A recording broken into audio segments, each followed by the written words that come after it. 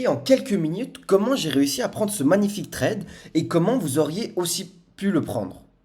Donc on se retrouve sur l'IS et nous étions donc ce mercredi 30 avril. On peut voir ici les exécutions, que je suis rentré ici dans la flèche bleue et je suis ressorti dans la flèche rouge qui a exactement cet endroit, donc qui est égal à la ligne rouge. Et donc je vais vous montrer comment j'ai fait.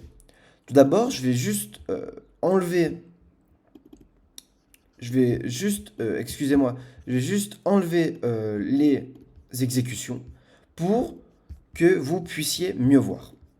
Donc ici, nous sommes sur l'US 500, comme je vous l'ai dit, et nous étions donc ce mercredi 30 avril.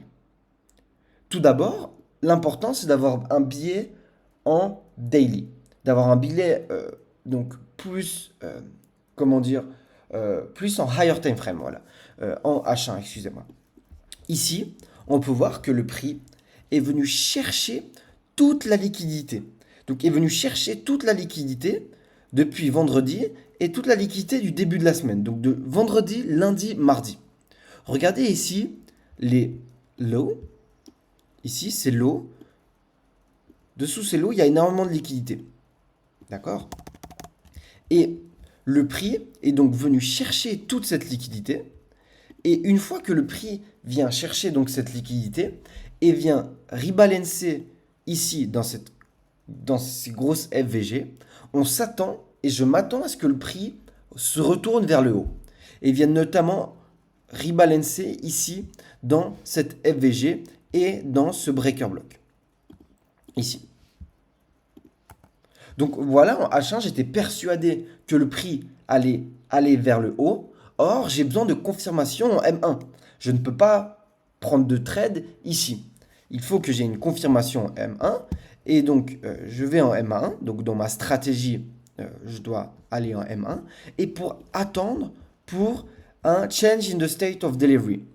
Donc, qu'est-ce qu'un change in the state of delivery? C'est tout simplement lorsque le prix vient faire un lower low, puis un lower high dans une FVG, ici dans une CB, puis revient faire un dernier lower low, puis vient casser ce high qui a été formé dans une BC, dans une CB. Ici, c'est exactement ce que le prix il vous a fait. Donc c'est un peu technique, mais c'est exactement ce que le prix l'a fait. D'accord? En M3, ici, il y avait une CB. Le prix est venu dans celle-ci, former ce high, puis est venu chercher notre FVG Higher Time Frame et a très bien réagi. D'accord? Donc une fois que le prix est venu chercher cette liquidité, je m'attendais à ce que ce high se fasse casser. Et une fois que ce high se soit fait casser, je m'attendais à ce que le prix aille vers le haut. Ici, c'est exactement ce qu'il a fait. Il est venu casser, donc je suis rentré en agressif, ici. Et mon premier TP de base était ce high. D'accord? Or, le prix, ce qu'il a fait, c'est qu'il a très bien réagi. Comme vous pouvez le voir ici, il a très bien réagi. Donc, il est monté. Or, ici, il y a une SMT entre le Nasdaq et l'IS. Il y a ensuite une réaction.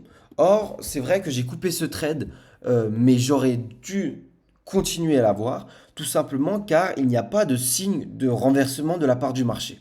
D'accord? Donc, j'aurais pu continuer à l'avoir, en tout cas, jusque ici, où ici, j'aurais pu avoir peur, et même plus haut.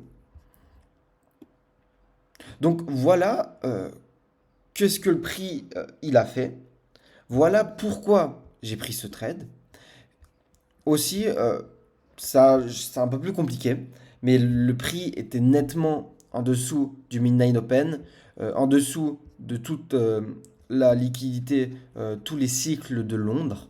Donc c'est pour cela que je m'attendais à un retournement. Donc voilà pour cette vidéo, j'espère que cette vidéo vous aura plu. N'hésitez pas à vous abonner, à poser un like et à commenter. C'était Kaizo, à plus.